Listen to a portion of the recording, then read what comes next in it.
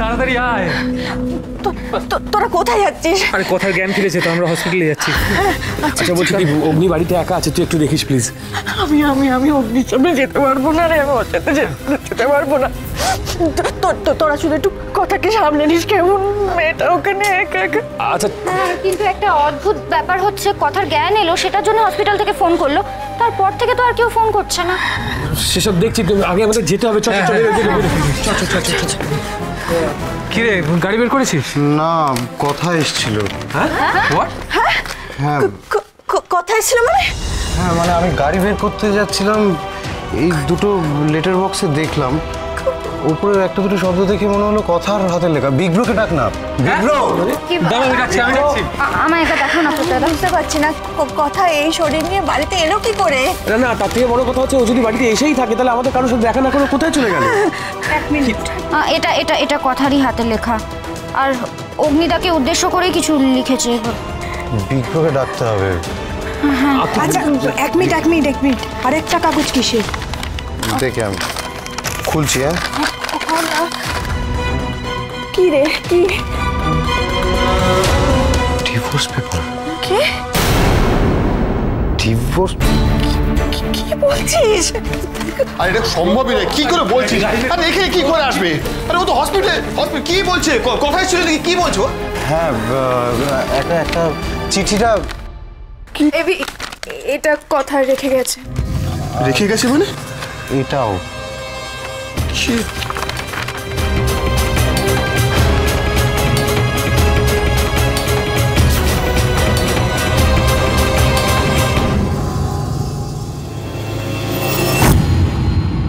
আমি চলে যাচ্ছি পাচক মশাই।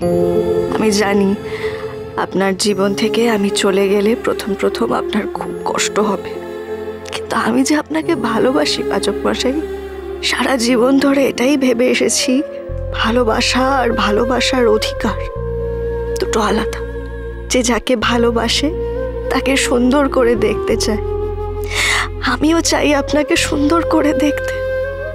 আমি দেখতে চাই আপনি ভালো আছেন, আপনার সব স্বপ্ন সত্যি হয়েছে।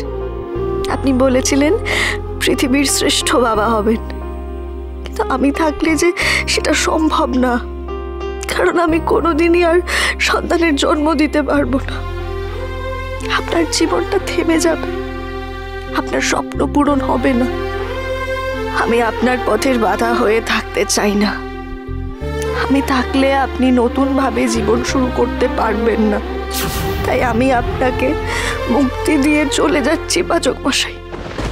আপনি ভেঙে পড়বেন না, আগের বারের মতো নেশাগ্রস্ত হয়ে পড়বেন না। এতে কিন্তু আপনার কথা ভালো থাকবে না। মনে রাখবেন, আপনি ভালো থাকলেই আমি ভালো থাকবো। আমার এই চলে যাওয়ায় আপনার বা আমার প্রাণের চেয়ে প্রিয় গুহবাড়ির কারোর কোনো দোষ নেই। আমি সবাইকে ছেড়ে চলে যাচ্ছি যাতে আপনার ইচ্ছে, আপনার স্বপ্ন পূরণ হয়। আপনি যাতে বাবা হতে পারেন, আরেকটা বৈবাহিক সম্পর্কে জড়াতে পারেন। আমি দূর থেকে সেটা দেখব।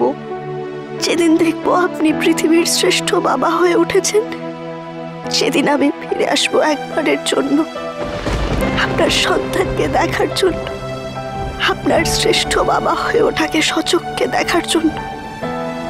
শুধু তখন আমায় ওইটুকু সময়ের জন্য আসতে দেবেন, একবার ছুঁয়ে দেখতে দেবেন তো আপনার সন্তানকে।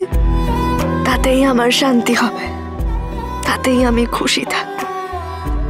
আমি চলে যাচ্ছি পাচক মশাই, আপনাকে ছেড়ে, এই বাড়ির সবাইকে ছেড়ে। আমি আপনাকে জীবনের শেষ দিন পর্যন্ত ভালোবাসবো। ভালো থাকবেন পাচক মশাই, আমিও ভালো থাকবো। এটা জুনি, এটা কি লিখেছো? কি বলছে? বলছে আমাকে আমার বিয়ে করতে হবে, ডিভোর্স পেপার।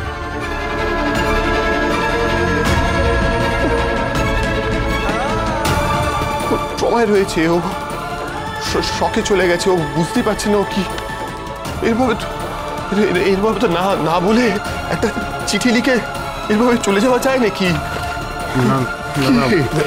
ঠিক এরকম একটা সিচুয়েশনে ও একা একা কি কোথায় যাবে? ও কি কি বলবে? আমি আমার যেতে ঠান্ডা মাথায় ডিসিশন নিতে হবে। ঠান্ডা মাথায় কোথায় খুঁজবো? কোথায় খুঁজবো? আমি জানি আমি কোথায় খুঁজবো। আমি তো জানি আমি কি করবো। আমি কি করবো বল? এরকম একটা চিঠি লিখো কি করে? কি করা উচিত? আমাদের প্ল্যান করতে হবে। ও হসপিটাল থেকে এলো কখন? আমাদের পারমিশন ছাড়া হসপিটাল থেকে ছাড়লো কি করে ওকে?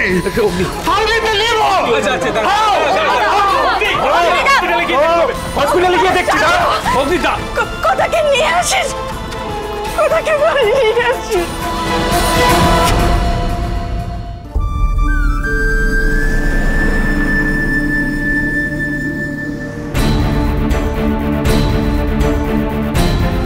এক্সকিউজ মি, এক্সকিউজ মি, কথাগুলি গো, উনি কোথায় আছেন? উনি তো বেরিয়ে গেছে। বেরিয়ে গেছেন মানে? হ্যাঁ, আরে আপনারা কিরকম হসপিটাল? কি করে অ্যালাউ করলেন বাড়ির লোক ছাড়া বেরিয়ে যেতে? শুনুন, উনি যদি চলে যেতে চান। চলে যেতে চান মানে? আপনাদের তো কোনো রেসপন্সিবিলিটি আছে নাকি? আমরা বিল পেমেন্ট করিনি, এখন টাকা পয়সা কিছু দিইনি, কি করে আপনারা ছেড়ে দিলেন ওনাকে? আপনারা একটু শান্ত হন, আমি ডক্টরকে ডাকছি। না শান্ত হন মানে এটা তো আপনারা উচিত করেননি, এটা তো নিয়মের বাইরে, তাই না? না এক সেকেন্ড, ডক্টর আসুক, তার সাথে কথা বলছি। হ্যালো হ্যালো নিয়ম থাকে। হ্যালো, ডক্টর চক্রবর্তী, আপনি একটু রিসেপশনে আসুন তো। আপনারা একটু ওয়েট করুন, উনি আসছে। ওয়েট করার সময় নেই, এক্ষুনি ডাকুন, এক্ষুনি আসতে বলুন ওনাকে। এরকম কি একটা হয়েছে ব্যাপার- কি? ওই তো। আরে আপনি কেমন ডাক্তার? এত সিরিয়াস একজন পেশেন্ট, এত ক্রিটিক্যাল একটা অবস্থা, আপনি ছেড়ে দিলেন ওনাকে, আমাদেরকে একবার জানালেন না? মিস্টার গুহ, একটু শান্ত হন। দেখুন, আমরা অনেকবার চেষ্টা করেছিলাম ওনাকে আটকানোর, মানে ওনাকে বুঝিয়েও ছিলাম যে ওনার কি সমস্যা হতে পারে, কিন্তু উনি কারোর কথা শুনলেন না।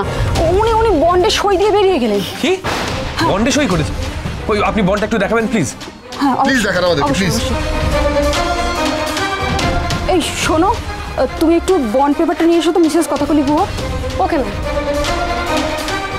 দেখুন, আপনারা তো ভদ্রলোক, তাই জন্য আমরা জানতাম আপনারা আসবেন আমাদের সঙ্গে যোগাযোগ করতে। আর দেখুন, ওই যদি পেশেন্টের বিল ক্লিয়ার না হয় নার্সিংহোমের, তাহলে কি কেউ পেশেন্টকে এইভাবে ছেড়ে দেয় বলুন? মানে আমি তো বুঝতে পারছি খুব ইরেসপন্সিবল মতো কাজ করছেন আপনারা। ম্যাডাম,